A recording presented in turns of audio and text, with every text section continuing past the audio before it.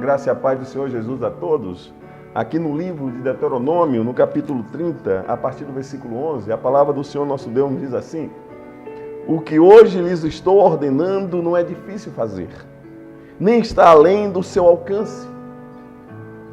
Mais uma vez, esse texto está em analogia com a primeira carta de João, lá no capítulo 5, versículo 3, onde o Senhor nos diz que os mandamentos dele não são pesados, nós podemos cumpri-los. Agora, não é por obrigação, nós devemos entender assim. É por livre e espontânea vontade, porque nós entendemos o propósito de Deus para as nossas vidas. Nós sabemos que o caminho da felicidade encontra-se nele. Ele, de fato, nosso Senhor Jesus Cristo, como diz o escritor aos Hebreus, o Deus encarnado, o Deus que nos deu exemplo, encarnando e vivendo aquilo que Ele quer para todo homem. O escritor aos Hebreus nos diz que o Senhor Jesus é o autor e consumador da nossa fé. Nisso nós devemos crer. Não importa o que as circunstâncias estão nos dizendo, não importa o que as pessoas, através do que elas acham o certo para a vida delas, vêm nos influenciar, não importa. O importante é nós estarmos firmes e sabermos que o cumprimento dos mandamentos do Senhor em nossa vida não são por causa da nossa capacidade, da nossa força de vontade simplesmente. É claro que nós devemos estar dispostos, mas é o poder de Deus agindo em nossas vidas que nos faz sermos fiéis a Ele, que nos torna fiéis a Ele. E disso nós não podemos abrir mão. A nossa felicidade, a verdadeira felicidade está nele. É por Ele que nós vivemos, é por Ele que nós nos movemos, é por Ele que nós existimos. É nele também que nós existimos. O verdadeiro significado da vida, nós falamos isso na semana passada, nós só obtemos quando nós conhecemos a Deus. Quando Deus se revela a nós e nos mostra os seus propósitos para as nossas vidas e nos dá a capacidade de analisarmos sim, de forma fria até, a vida pregressa, o que nós vemos nesse sistema pecaminoso que está aí, controlado por Satanás e os seus demônios, e a opção que ele nos traz. Sem dúvida nenhuma, a opção que ele nos traz é a melhor. É a melhor. Ele mostrou isso. Ele mostrou isso na vida, na existência da nação de Israel, Ele mostrou isso. E ele mostrou também que não é pela força do braço do homem ou pela capacidade humana que se alcança o objetivo de todo ser humano, que é ser feliz, que é derrotar os maiores inimigos nesta terra. Nós sabemos que nossos inimigos não estão em carne e em sangue, eles são espíritos.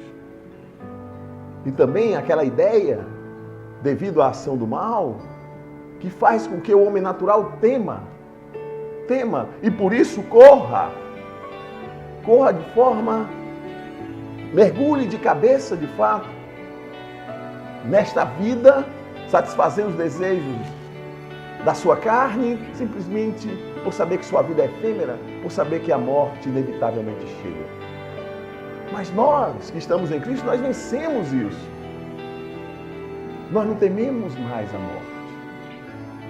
Porque a vida que o Senhor Jesus nos deu quando nós o aceitamos e continua a nos dar, a nos melhorar cada vez mais, a nos fazer crescer, é eterna.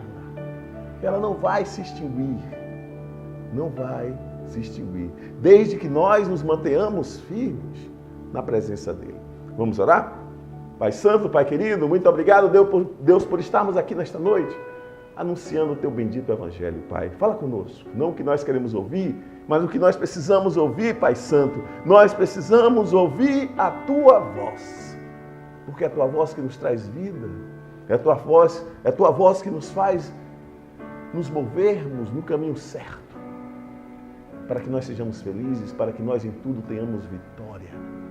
Porque Tu tem nos dado vitória, Pai Santo. A todo momento Tu tem nos dado vitórias. Tu tens, Senhor, satisfeito as nossas necessidades. Tu tens nos dado um gozo, uma alegria que permanece para sempre. Não é uma alegria causada por drogas, por alucinógenos, não. É uma alegria causada pelo Teu Santo Espírito, que trouxe a Tua vida e a depositou em nós. Oh, Deus, nos ajuda nessa caminhada, Pai Santo.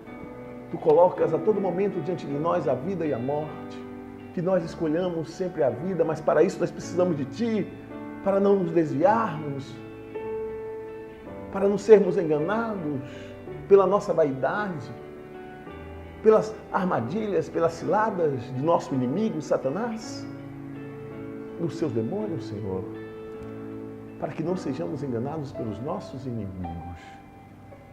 Tu nos dás discernimento para que nós possamos sempre saber o que vem de Ti e o que não vem de Ti, Pai. Nos ajuda, nos envolva com o Teu poder, com a Tua glória. Continua, Senhor, a trabalhar em nossas vidas e através das nossas vidas, Pai Santo. Te agradecemos, Deus. Te agradecemos, Pai. Porque Tu tem nos dado muito mais do que precisamos, Deus. E do que precisamos e do que imaginamos, Senhor. Continua a derramar em nossos corações contentamento, para que nós estejamos satisfeitos a todo momento com aquilo que o Senhor tem nos dado. E não é pouco.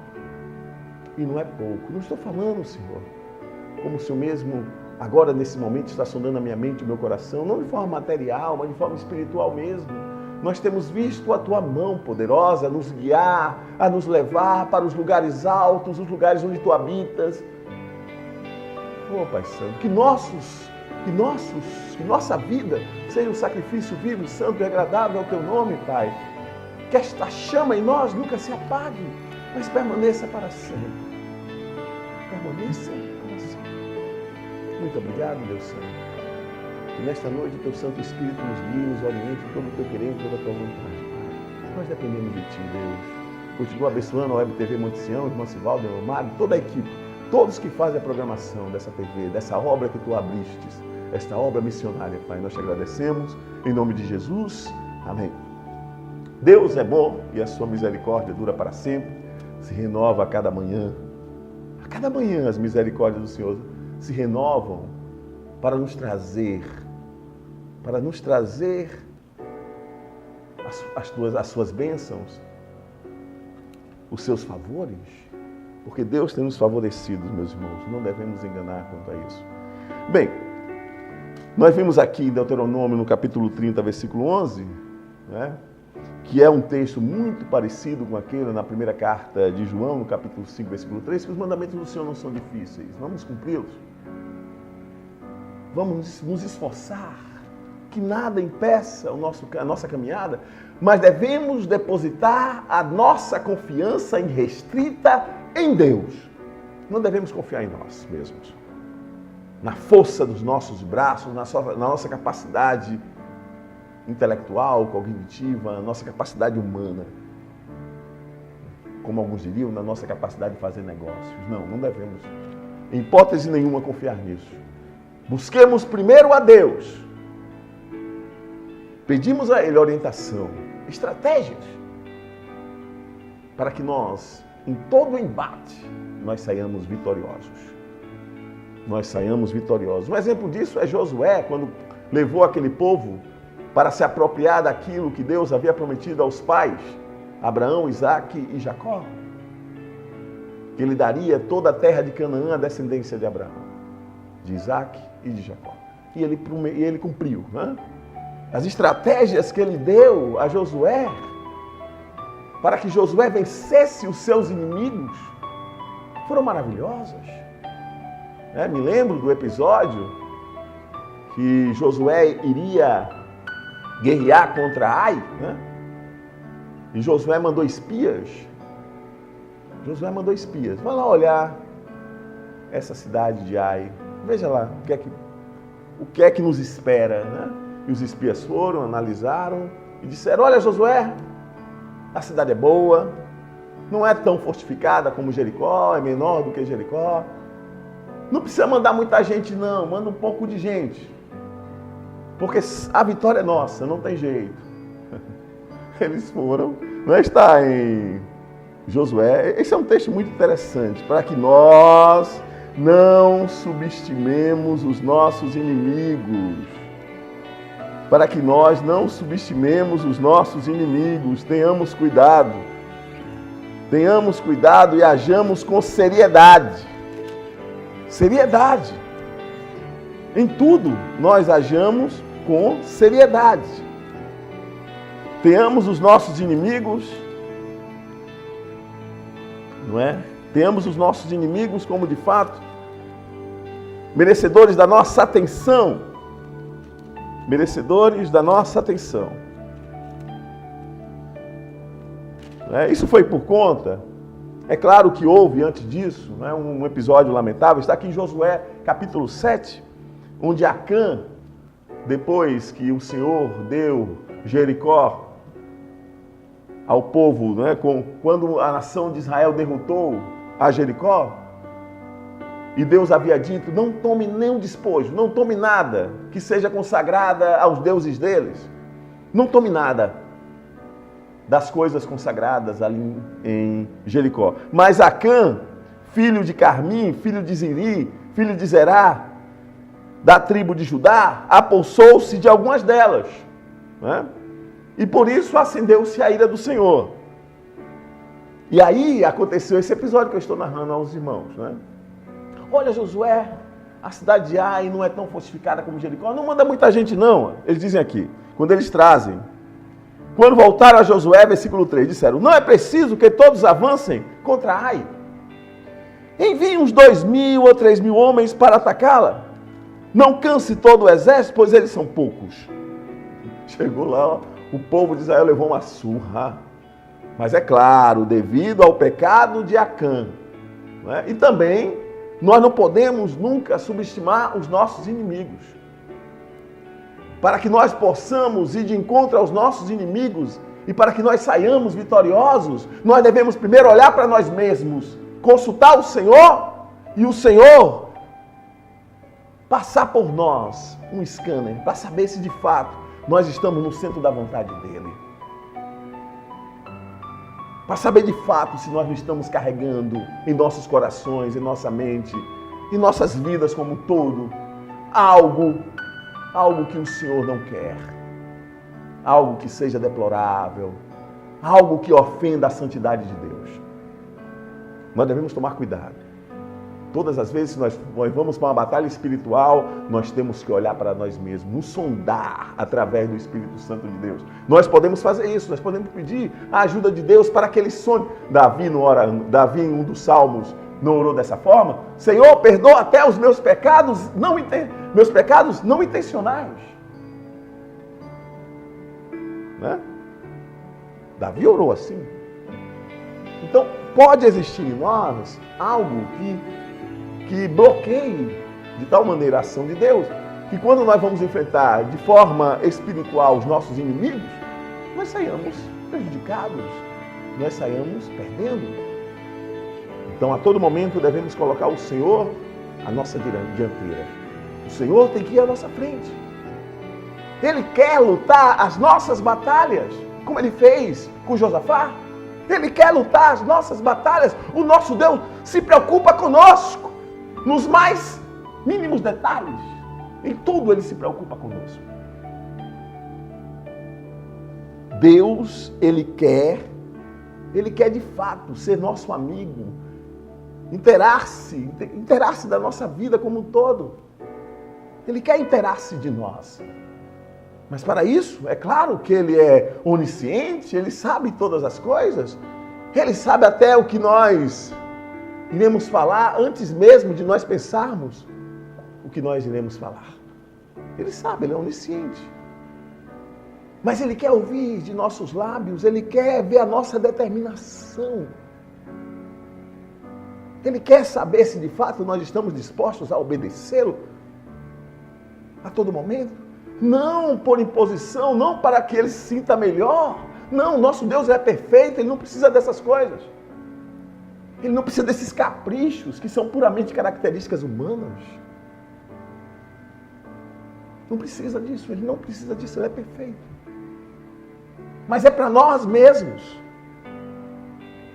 Para nós mesmos, termos a consciência do que nós precisamos e de como nós precisamos e da nossa fragilidade, das nossas limitações, das nossas fraquezas como seres humanos. Para nos inteirar de nós mesmos. Para nos colocarmos em nosso lugar. E assim Deus opera, e assim Deus faz o milagre. Então não podemos trazer em nós nada do pecado que Acã cometeu, por exemplo. Não podemos. Aí, novamente, repito, os habitantes de Ai deram uma surra nos israelitas. Aí Josué não entendeu, né? Versículo 6. Então Josué, com as autoridades de Israel, rasgou as vestes, prostou-se, rosto em terra, diante da arca do Senhor, cobrindo de terra a cabeça, e ali permaneceu até a tarde. Disse então Josué: Ah, soberano Senhor, por que fizeste esse povo atravessar o Jordão? Foi para nos entregar nas mãos dos amorreus e dos destruir?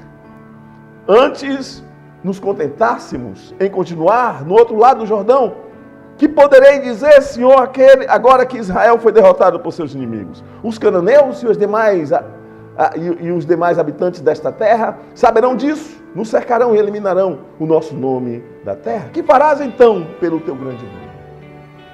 Aí Deus respondeu: levante-se, por que você está aí prostrado? A culpa não era de Josué. A culpa não era da nação como um todo. Havia sim maldição no meio do povo de Israel? Sim.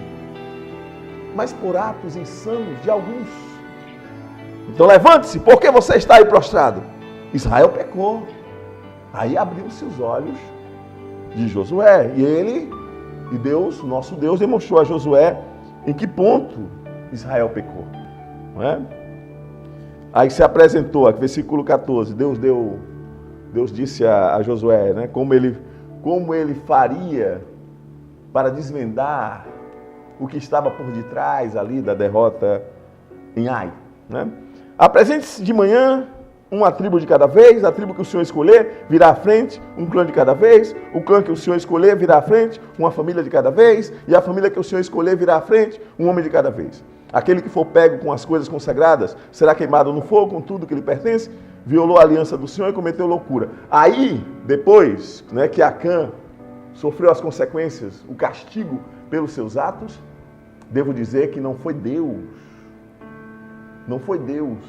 premeditadamente que o castigou. É importante que nós percebamos isso. Nós não podemos atribuir à perfeição de Deus características antropomórficas, características humanas a Deus. Deus não castigou. Eu sei que está escrito, eu sei que a Bíblia é inspirada, mas nós devemos entender o contexto, nós devemos entender que a revelação plena de Deus veio a nós através do Santo, através daquele que ele enviou, Jesus Cristo. Hoje nós entendemos melhor a Deus do que os israelitas. Muito melhor a Deus do que os israelitas. Nosso Deus é santo, ele prova quando ele castiga, quando diz que Deus castiga, é porque naquele momento o ser humano ofendeu a sua santidade. E quando ofende a santidade de Deus, o ser humano abre brecha para a ação do mal. Por isso que nós devemos permanecer na presença do Senhor a todo momento, obedecendo em tudo, em tudo. Então, Acã abriu uma brecha e o mal se apresentou em forma de castigo. Deus permitiu. Por que Deus permitiu? Porque ele não pode negar-se a si mesmo. A reação de Deus, a ação do homem contra a sua santidade, ela vem, não tem jeito. A santidade de Deus exige, o que Deus é, exige. Deus não compartilha com o mal. Deus não isenta o homem das consequências dos seus erros. Deus não isenta. Porque se ele isentasse, ele não seria justo. Ele não seria justo. Ele não seria justo. E veio sobre a família de Acã o castigo. O castigo. Aí sim, Deus deu a Josué uma estratégia, está aqui no capítulo 8 do livro de Josué. Uma estratégia maravilhosa, né? O livro de Josué, ele nos dá ideias das estratégias de Deus para que nós possamos combater, fazer batalhas espirituais e sairmos vitoriosos. Deus, ele é o Senhor dos exércitos. Deus é estrategista por si mesmo. Nosso Deus é capaz de nos dar ideias.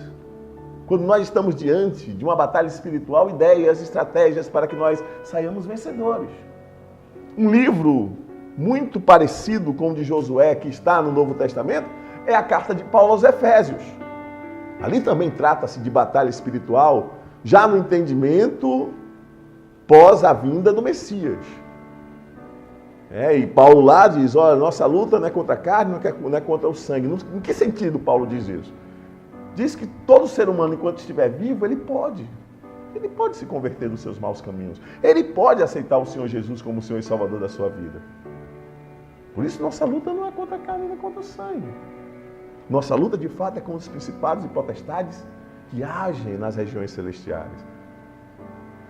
Nossos inimigos, nós não os vemos. E eles são induzidos a agir dessa forma por causa do mal. Da existência do mal, da ação do mal. Então, o livro de Josué nos mostra estratégias maravilhosas para que nós possamos enfrentar os nossos inimigos. Isso transpondo as ideias para o campo espiritual. Conjuntamente com a carta de Paulo aos Efésios, nós estamos diante de um livro da verdadeira arte da guerra. Né? Da verdadeira arte da guerra. O livro de Josué, juntamente com a carta de Paulo aos Efésios. Pois é, então nós devemos estar cientes disso, que nosso Deus é um Deus que nos dá estratégias. Mas para nós andarmos de forma irrepreensível, inculpável, nós devemos obedecer a Deus. Nós devemos obedecer a Deus. E isso é a finalidade da literatura de sabedoria, como nós estamos estudando esses programas, pelo menos há mais de um mês. Que é a literatura de sabedoria, é a literatura que permite aos inexperientes ganhar experiência e, com isso, conseguir conviver com as pessoas da melhor forma possível. É claro que nós levamos isso para um lado mais preciso, um lado mais profundo, porque nossa relação não é só conosco nem com o próximo. Em especial, né, e muito mais importante, nós temos uma relação com o nosso Deus, o Criador dos céus e da terra, o Pai do nosso Senhor e Salvador Jesus Cristo, aquele, né, que através da vida do Senhor Jesus nos trouxe a salvação. Nós temos direito à vida eterna. Né? Então, o livro de Provérbios, que é aqui onde nós vemos predominantemente a forma literária de literatura de sabedoria, serve para isso, para o nosso relacionamento social, nosso relacionamento conosco, com o próximo e particularmente, em especial e mais profundamente com o Senhor nosso Deus. Né? Porque sem Ele nada podemos fazer. Ele de fato é que nos mostra o caminho que nós devemos seguir, e todos esses caminhos nos levam à felicidade. Devemos encarar os mandamentos do Senhor, torno a dizer, né, por repetir o que eu disse no último programa, nos últimos programas, nós devemos encarar os mandamentos do Senhor como conselhos de um Pai que cuida de nós, de um Pai amoroso, de um Pai que se preocupa conosco. Bem, no capítulo 5 do livro de Provérbios, nós temos advertências contra a mulher imoral. Né? Nós já falamos muito sobre como o jovem deve se portar diante, né, da efervescência dos hormônios ali na puberdade, né? E como vê o desejo, né, sexual. O jovem crente tem que tomar cuidado, tem que viver de fato contrito, em oração, para que ele não peque contra o Senhor. Não? E uma das recomendações de Davi, né, é que nós, não somente, né, o que nós entendemos por jovens, porque de fato nós também somos jovens, né, não chegamos naquela idade mais madura, mas nós devemos entender que o grande segredo que nosso irmão Davi nos diz é ele guarde a palavra de Deus em seu coração. Ele diz, eu mesmo guardei meu coração para não pecar contra ele. Mas nós sabemos que Davi cometeu muitos equívocos, né? Mas por quê? Porque em alguns momentos ele deixou a palavra escapar. Né? Escapar pelo seu coração, pelos seus lábios. Né? E com isso, ele pecou contra o Senhor. Mas a recomendação dele, o conselho dele, continua.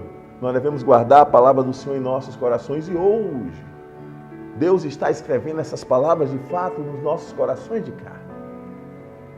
Essas palavras estão sendo transferidas para o nosso coração e nós devemos colocá-las em prática. A finalidade da sabedoria é lhe dar conhecimento que lhe possibilite, quando surgir a circunstância, você aplicar aquele conhecimento.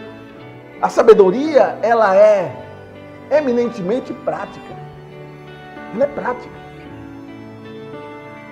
Nós devemos usá-la a todo momento, em todas as circunstâncias, conforme hoje nós entendemos, conforme a inspiração do Espírito Santo. O Espírito Santo faz nos lembrar os ensinamentos de Jesus, né? Para que em todas as circunstâncias, por mais graves, por maior que seja a muralha que se levanta, vindo de novo, ou o exército que se levanta vindo contra nós, nós podemos vencer. Nós podemos transpor aquelas barreiras, nós podemos vencer aquele grande exército. Não é?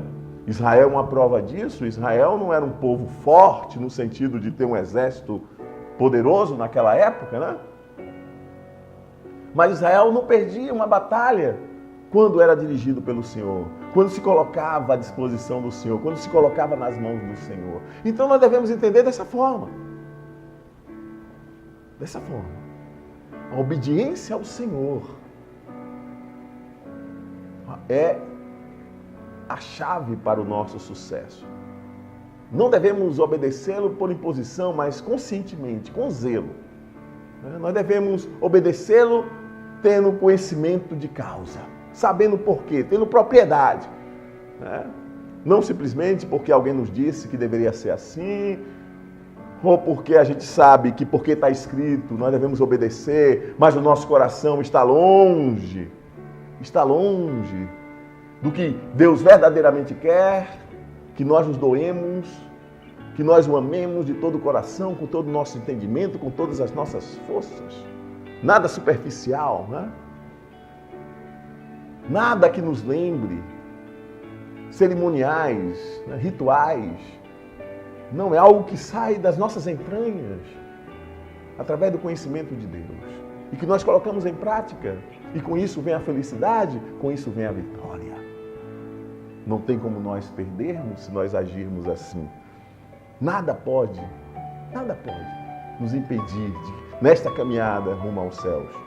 Se nós colocamos o nosso Deus à nossa frente, busquemos primeiro a sua vontade, o seu querer, não tem como sairmos perdedores, né? Então aqui nos fala, no capítulo 5, nos fala do adultério, né? E a partir do versículo do capítulo 6, o Senhor nosso Deus nos traz algumas advertências contra a insensatez, né? E aqui ele fala logo no primeiro versículo: meu filho, se você serviu de fiador do seu próximo, serviu de fiador, você se colocou no lugar, caso aquela pessoa não cumpra com as suas obrigações, você irá cumprir no lugar dela. Devemos tomar cuidado quanto a isso. Trazendo para o lado financeiro, nós devemos tomar cuidado porque crédito é pessoal e intransferível. Você não pode dar seu nome no lugar de ninguém, seu nome físico, como pessoa física ou pessoa jurídica, para ninguém. É uma questão de cautela. Ah, não, mas é muito meu amigo, uma pessoa muito honesta. Sim, ela pode ser honesta, mas quem sabe acontece um percalço e ela não consegue cumprir com os compromissos. Aí está você com um abacaxi na mão. Está você com um problema na mão. Quantas pessoas você conhece, eu conheço, que passaram por esse problema? Deram seu nome como fiador? A outra pessoa, ou por má fé, não cumpriu com os compromissos e você teve que arcar? Ou aconteceu, mesmo ela tendo vontade, aconteceu um percalço, aconteceu um problema sério na vida dela, que a impediu de cumprir com os compromissos. E aí, você agora vai ter que cumprir, porque você foi fiador. Porque você foi fiador. Nossos filhos, nossos parentes, nossos entes queridos, nossos pais, de uma forma mais específica, né? Eles têm que ter a sua própria experiência com Cristo.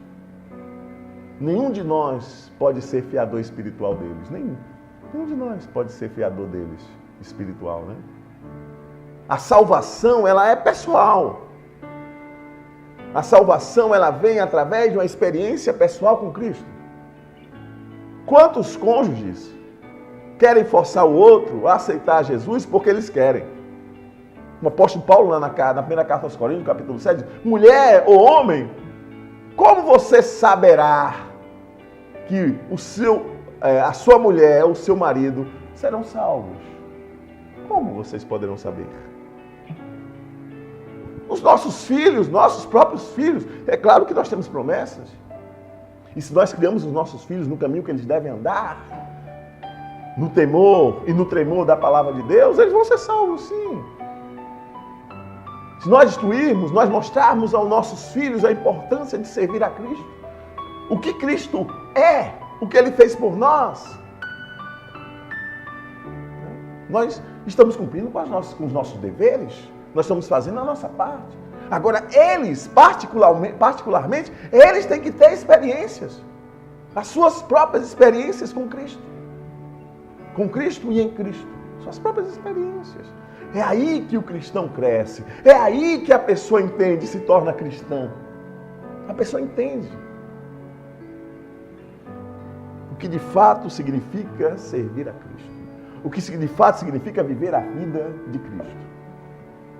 Ela vai ser uma bênção na terra.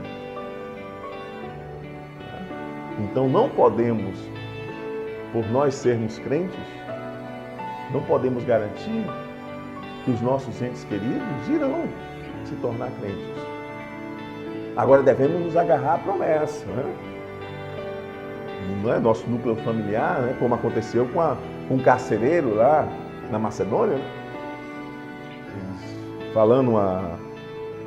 Falando a Paulo e a Silas, né? Está em Atos isso.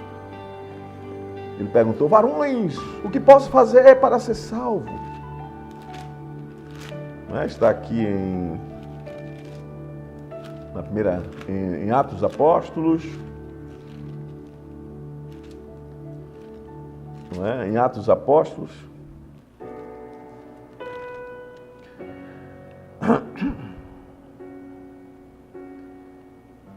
Em Atos dos Apóstolos, capítulo...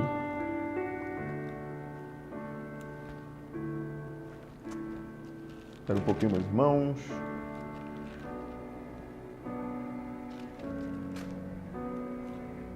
Em Atos dos Apóstolos. Não é? Aqui no capítulo 16, quando Paulo e Silas são presos, a partir do versículo 16. Aí no versículo 19 diz, o carcereiro pediu luz, entrou correndo, em trêmulo, postou-se diante de Paulo e Silas. Versículo 30, então levou-os para fora e perguntou, senhores, que devo fazer para ser salvo? Eles responderam, creia no Senhor Jesus e será salvo. Tu, você e os de sua casa. Essa é a minha versão NVI diz assim, creia no Senhor Jesus e serão salvos. Você e os de sua casa. Então, no nosso núcleo familiar, há essa promessa. Que cabe aos nossos filhos. carcereiro, a sua esposa, os seus filhos. E ele tem a oportunidade de falar de Jesus para os demais da sua família. Ele tem a oportunidade de evangelizar os demais. Mas nós somos incapazes de forçar alguém a ser cristão. Nós não temos esse poder. O Senhor Jesus nos diz que aquele que convence o homem do pecado, do juízo e da justiça, aquele que tem essa missão, é o Espírito Santo.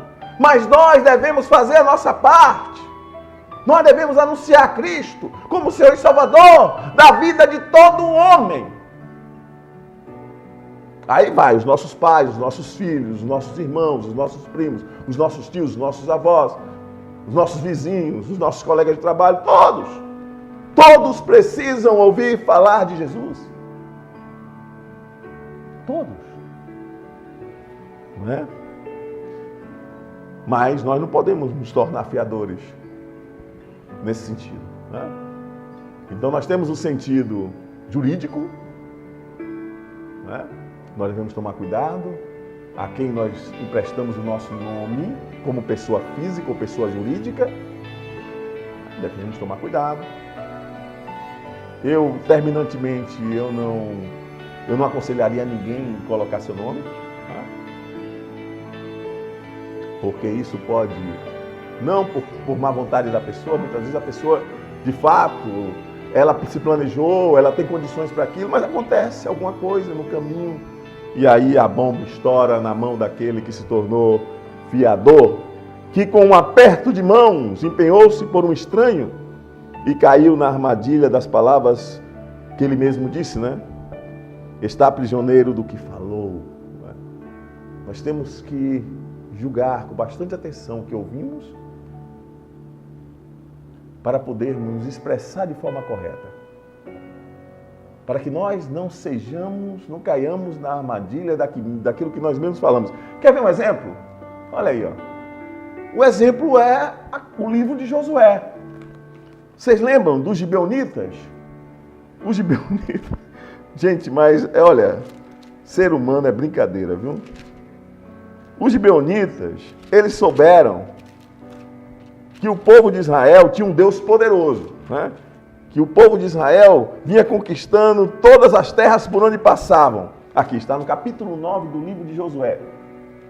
Para nós criarmos uma aplicação, não é, desse versículo aqui, se com um aperto de mãos empenhou-se por um estranho, versículo 2, e caiu na armadilha das palavras que você mesmo usou, está prisioneiro do que falou. Então devemos tomar cuidado. Observe, os gibeonitas souberam que todos os reis que viviam ao oeste de Jordão, nas montanhas, na Cefelá, e em todo o litoral do Mar Grande, está aqui, Josué 9. Eram os reis dos hititas, dos amorreus, dos cananeus, dos ferezeus, dos heveus, dos jebuseus. Eles se ajuntaram para guerrear contra Josué e contra Israel. Contudo, quando os habitantes de Gibeon souberam que Josué tinha feito com Jericó e Ai, recorreram a um ardil. Olha bem, a armadilha que eles armaram contra o povo de Israel. Enviaram uma delegação, trazendo jumentos carregados de sacos gastos e vasilhas de couro velhas, rachadas e remendadas. Os homens calçavam sandálias gastas e remendadas e vestiam roupas velhas. Todos os pães do suprimento deles estavam secos e esmigalhados. Foram a Josué no acampamento de Gilgal e disseram a ele e aos homens de Israel: viemos de uma terra distante, queremos que faça um acordo conosco. Observe, eles não estavam distante de Israel. Depois que Israel saísse de Ai e adentrasse mais no território ali em Canaã, iam encontrar com os gibeonitas. Logo depois. Mas eles, de forma astuciosa, né, com astúcia, eles se portaram dessa maneira para que Josué e o povo de Israel fizessem um acordo com eles. Então, eles disseram: viemos de uma terra distante, queremos que façam um acordo conosco. Versículo 7 do capítulo 9 do livro de Josué. Os israelitas disseram aos heveus: talvez vocês vivam perto de nós. Observem. Como poderemos fazer um acordo com vocês? Eles disseram: somos seus servos. Josué, porém, perguntou: quem são vocês? De onde vocês vêm? Qual era, nesse caso, qual deveria ser o procedimento correto de Josué? Consultar o Senhor.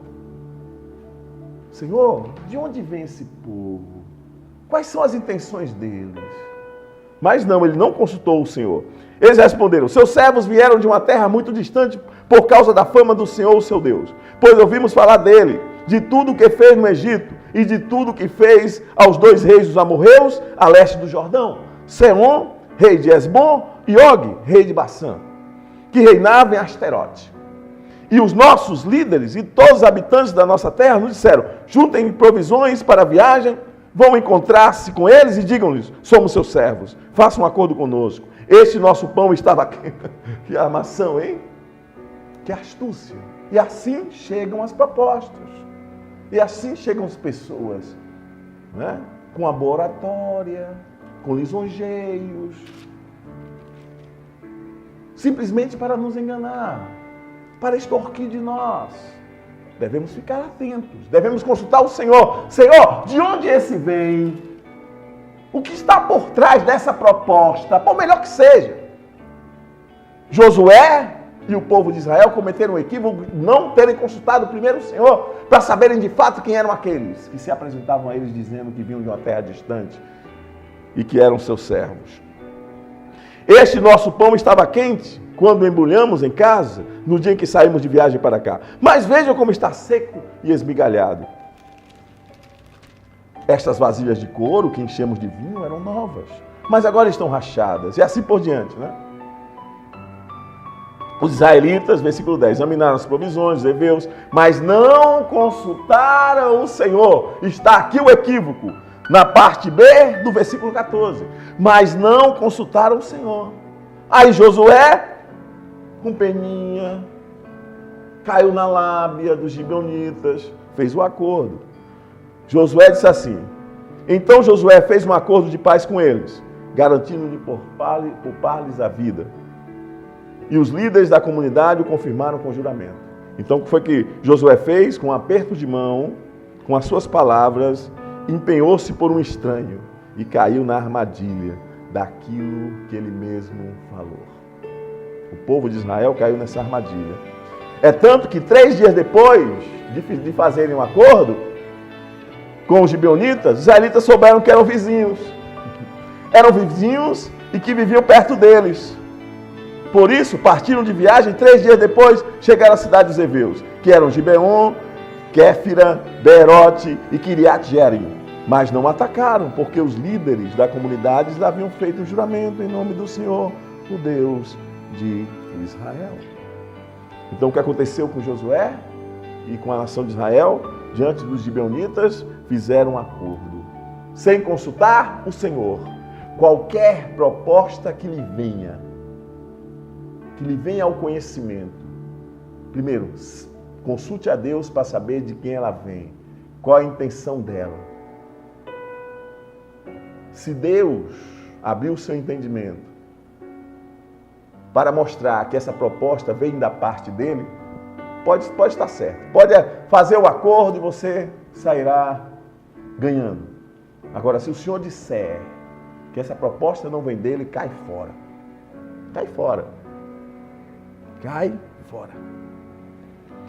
Então, meu filho, uma vez que você caiu nas mãos do seu próximo, capítulo 6 de Provérbios, versículo 3, vá e humilhe-se, insista, incomode o seu próximo. Não é assim que acontece? A outra pessoa não cumpriu com os compromissos, onde o outro era fiador, aí o outro sempre está no pé daqueles, dizendo: quando é que você vai poder pagar? Meu nome já está no Serasa, no SPC, me ajuda. Se humilhando diante daquela pessoa. E muitas vezes aquela pessoa vai passar, ou por má fé ela não vai dar um jeito de cumprir com os compromissos, né? Ou então vai demorar muito tempo para que isso ocorra. Aí você vai ficar no prejuízo durante muito tempo.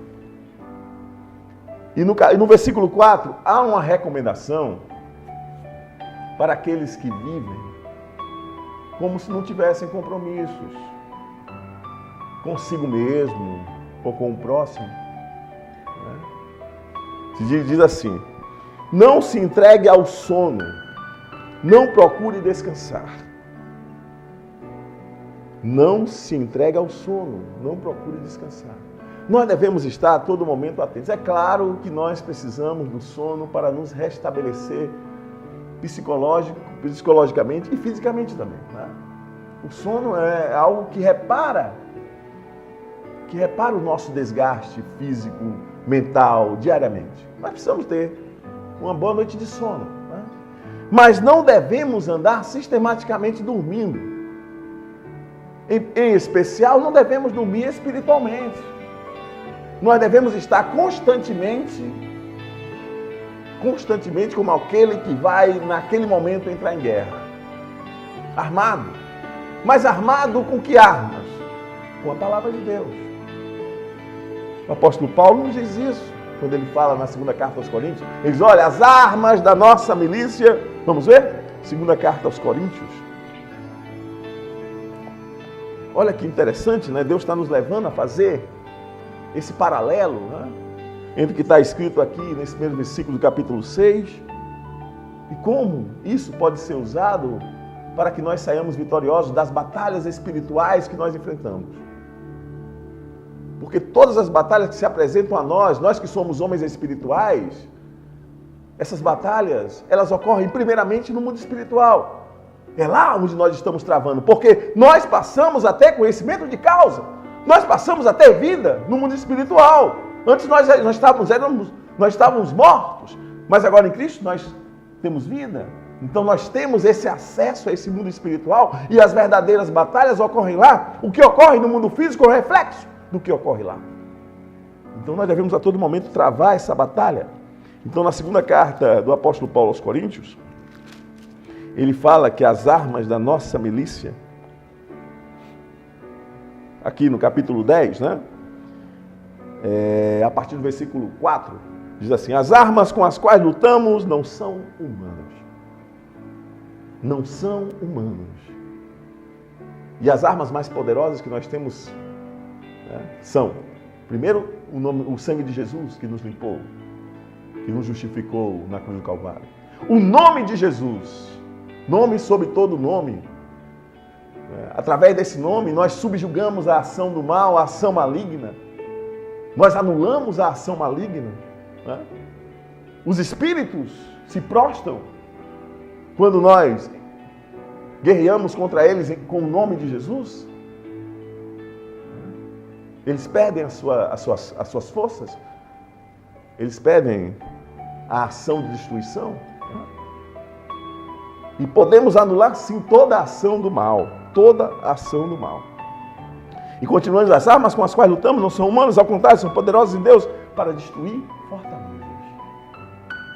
Destruímos argumentos e toda a pretensão que se levanta contra o conhecimento de Deus e levamos cativo todo o pensamento para torná-lo obediente a Cristo. Essa é a nossa finalidade quando usamos as verdadeiras armas, que são as armas espirituais. É levar todo ser humano, anular na vida deles a ação maligna, a ação demoníaca, através da palavra de Deus, através do anúncio do Evangelho. Através do anúncio do Evangelho. Para levar conhecimento de Deus para aquelas pessoas, para que aquelas pessoas se tornem guerreiras em Cristo Jesus e consigam vencer as suas próprias batalhas. As suas próprias batalhas. O inimigo é comum. Todo cristão tem os mesmos inimigos. Lembrando, nossos inimigos não estão em carne, não estão em sangue. Nossos inimigos são espirituais. Mas as armas que nós possuímos são poderosas. São poderosas em Deus para destruir todas as fortalezas. E a maior fortaleza se forma aqui na mente do homem. Tem homens, tem pessoas que estão preparadas para responder contrariamente ao chamado de Jesus, porque as suas mentes estão cauterizadas. Mas se nós insistirmos, através do poder de Deus em nossas vidas e através das nossas vidas, essa fortaleza que se formou na mente daquele ser humano que está rejeitando tacidamente o Evangelho, vai se desfazer. Vai se desfazer. É por isso que nós devemos persistir, perseverar na intercessão e toda oportunidade falarmos, anunciarmos e principalmente vivermos. A palavra de Deus vai servir para eles como testemunha de que aquilo que nós falamos, nós vivemos, e aquilo é capaz, sim, de se personificar, de se tornar algo físico, um reflexo físico daquilo que falamos, daqueles anúncios que nós fazemos da pessoa do Senhor Jesus. Por isso nós devemos testemunhar, nós devemos praticar a palavra de Deus, porque ela servirá de testemunho. Oh, Pai Santo, Pai querido, muito obrigado, Deus, por tudo que Tu fizestes, por tudo que Tu estás fazendo por nós, Deus. Continua a abrir os nossos entendimentos, Pai, o nosso entendimento, Pai, para que nós possamos compreender sempre o Teu querer, Pai Santo. É uma guerra, é uma batalha, mas nós cremos que nós estamos saindo vitoriosos a todo momento, porque nós não lutamos com nossa capacidade humana. Nós lutamos com as armas da Tua milícia, Pai, da Tua milícia, que são armas espirituais, capazes de destruírem muralhas, fortalezas. E a maior fortaleza está na mente do homem, por ação maligna, por ação demoníaca. Na mente do homem que rejeita sistematicamente a pregação do Teu Evangelho, Pai. Mas nós não nos intimidamos. Nós continuamos a anunciar a Jesus como Senhor e Salvador de toda a humanidade. Nos ajuda, Pai, continua a nos dar sabedoria e que nós pratiquemos a Tua palavra, que todos vejam que aquilo que os nossos lábios dizem se concretiza em nossas vidas. Se concretiza em nossas vidas. E por isso, esse é o segredo do nosso sucesso. Esse é o segredo do nosso sucesso. Viver a Tua palavra. Nós te agradecemos, Pai, em nome de Jesus. Amém. Que a graça do nosso Senhor e Salvador Jesus Cristo, que o grande amor de Deus e a consolação do Santo Espírito sejam com todos, desde agora e para todo sempre, no nome santo e bendito do nosso Senhor e Salvador Jesus Cristo. Fiquem na paz. Até a próxima terça-feira, a partir das 21h10, se assim o Senhor nos permitir. Fiquem na paz em nome de Jesus.